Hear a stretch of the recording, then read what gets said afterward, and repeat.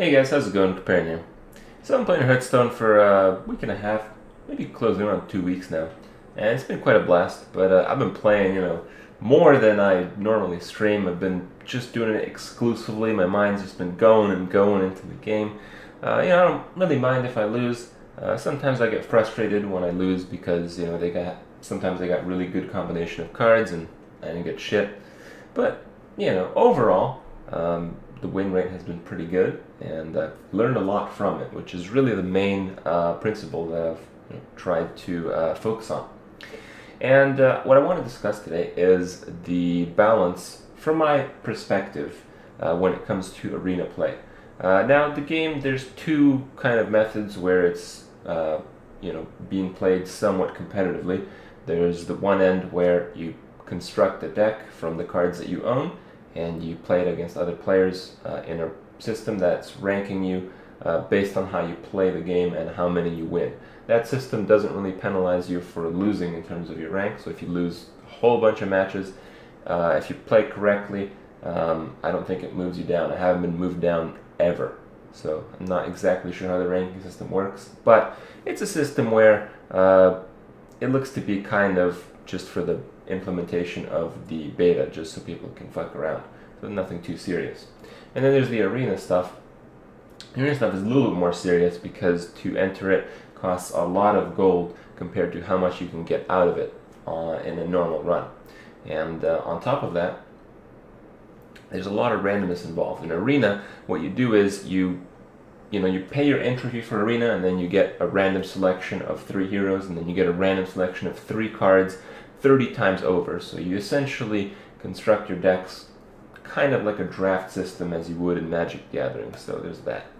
And that's really what I think the game is going to be focused on.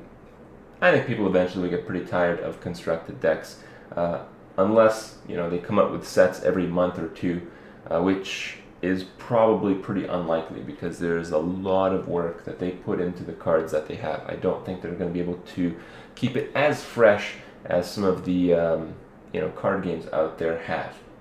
So as far as arena is concerned, it's pretty sweet, but there is very wide scale of balance, and I want to talk to you guys about that if you want to get involved.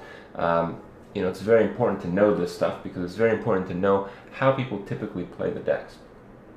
So I made this chart here, and I'm just going to read this off because I don't really want to make a mistake here. There's 9 classes, and I don't really want to forget about 1 or 2 and then all that. But the idea is that there's kind of like a hierarchy. There's the really good classes, and there's the really shitty classes, and there's those that can be good if you get the really good cards, and otherwise are pretty awful.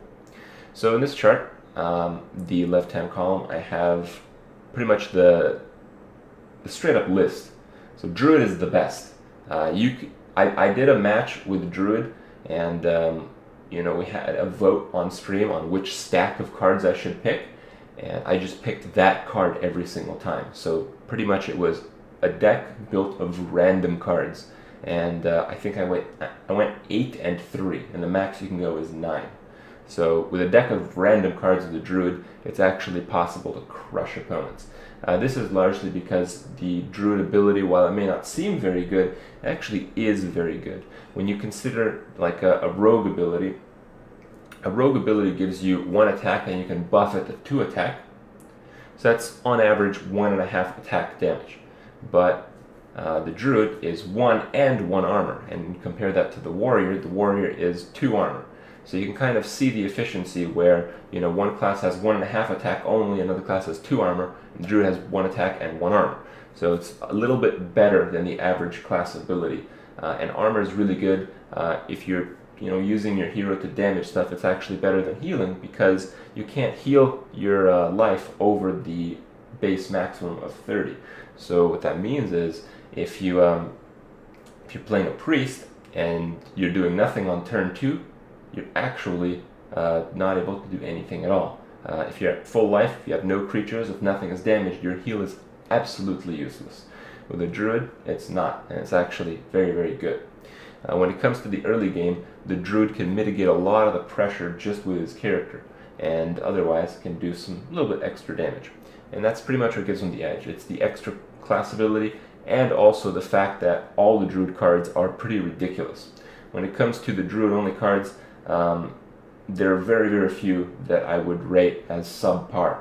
Most of them have some kind of direct damage component, and the other have, the fact that they're really, really good creatures. So the Druid is, in my opinion, the best. Right under the Druid we have the Rogue. The Rogue tends to play a fast combo deck, and it largely, tends to win by controlling the board with kill spells or by putting out some early crazy creatures. And I mentioned this in the previous video where rogues can have this card that it's 2 to cast, a 2/3, and if you combo it, you get another 2/1 creature, and you can combo it with a coin. So if you go second, which is really important with a rogue because the coin is so overpowered for a rogue, you can get that creature out on turn 1. And the reason the arena decks can actually be stronger than a constructed deck for a rogue is because a lot of the really cheesy, really overpowered cards are common. And in Arena, when you're selecting the cards, sometimes you may get lucky enough to use more than 2 of them. I've played a rogue who've played like 4 scrubs by like turn 3, and it's just absolutely absurd. This is something that's not really possible in constructed play. Then you have the Hunter. The Hunter can't really get that good. Like if you get amazing Hunter cards, it's still, not that much better than if you get mediocre Hunter cards. So the Hunter doesn't really scale with what you get very well, but it's very, very solid. Even if you get shitty cards, you're going to do quite well. Then you have the Mage, which is kind of in a similar principle. You can't really get cards that are too insane, but overall very, very strong. And you have the Warlock. I've learned that the Warlock can be played extremely aggressively because when you're drawing cards, you're never going to run out of cards in your hand, so you're never in the top decking situation. You can use a deck filled with like 2 or 3 to cast cards and just mow them down at the start of the game, get that huge advantage in the mid game, and don't let them do anything. And if the Warlock is played that way, it's going to be typically quite good, but it's going to be extremely reliant on what your opponent does, and because of that, the success is quite random. As far as the Priest is concerned, the Priest is by far the worst class. I've done 9 wins on every single class now, and it took me until yesterday to get Priest. And I did it with like a weenie rush deck with Mind Blasts, and I got pretty lucky in the fact that I drew the Mind Blasts right where I needed them to finish my opponents off, and also I got pretty lucky queuing into some novice opponents in between the good ones. So overall, you need luck, you need a good deck, and you have to play a deck that isn't normally suited for a Priest. The Priest is a late game class. When I did like the 8 and 3s with Priest, which I did 3 times, I had a lot of success with a late game style deck, but it's very, very inconsistent because, if you play a good rogue who has good cards and they go second, it's pretty much an automatic loss. If you play a decent druid who has some fast cards and Druid of the Claws, it's pretty much an automatic loss. So there's a lot of situations where it's an automatic loss. You play a slow deck, and it's really frustrating. If you play a fast deck with a Priest, it makes the class ability pretty much useless because the fast creatures are typically low defense creatures that are likely to get one-shotted on your opponent's turn, so you're not going to be able to heal them effectively. That's why it's very, very poor. The other classes are kind of categories of their own. Warrior, I think, is about on par with Hunter. You can scale it a little bit better. There are some really good Warrior cards, and if you don't get them, it'll be kind of shitty. But more or less, it's about as good as a Hunter. The 2 armor ability on a Warrior doesn't really make them as aggressive as a Hunter, but if you get 1 or 2 weapons, in my opinion, it makes up for that fact. Paladin and Shaman can be extremely powerful, but most of the cards that you need for them to be extremely powerful sometimes don't show up in your selection list. So what that means is you can make a Paladin, and you can have an extremely good Paladin. I actually went 9-0 with a Paladin. It was the only time I ever went 9-0. And I had 4 True Silver Champions and 3 Dread Corsairs. True Silver Champion is an incredible weapon, as I mentioned in one of the previous videos, and Dread Corsair is a 3/3 taunt that you play for free if you have a weapon that does 4 or more damage. And I had 4 of them, so I played free taunts and destroyed the field with my weapons. And it was absurd. I probably could have played 20 matches and probably won all 20. And that's what you're going to see from a paladin. If you get the really good cards, you're just going to destroy every deck, because it's a class that's focused on board control. And the better cards that you have, the easier it is to assert board control.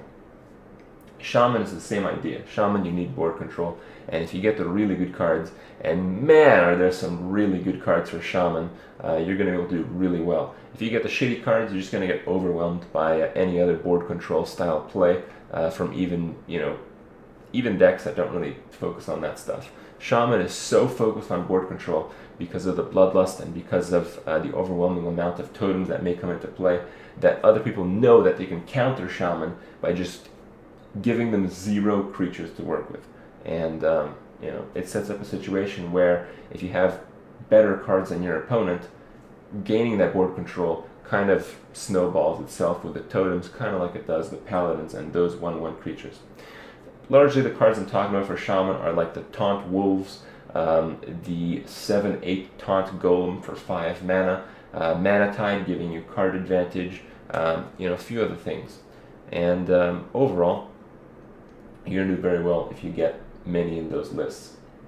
The game in Arena is pretty fun. I've played, I think, something like 400 matches, so way too much Hearthstone lately. But it's quite a blast. It's really cool to play. It's really cool to strive for those wins, try to get 9 on every class like I did. I'll probably still play just for fun, but overall, the balance scene, in my opinion, is really off. From my experience, when you queue against other people, a lot of the time you're going to queue into druids, rogues, and paladins, and you have to really know this kind of balance scene, that sometimes you may think you have a good deck, you may think you play correctly, but it may not actually matter, because there is some superiority in the cards. So interesting stuff. Hope you guys enjoyed it. I'll see you guys tomorrow.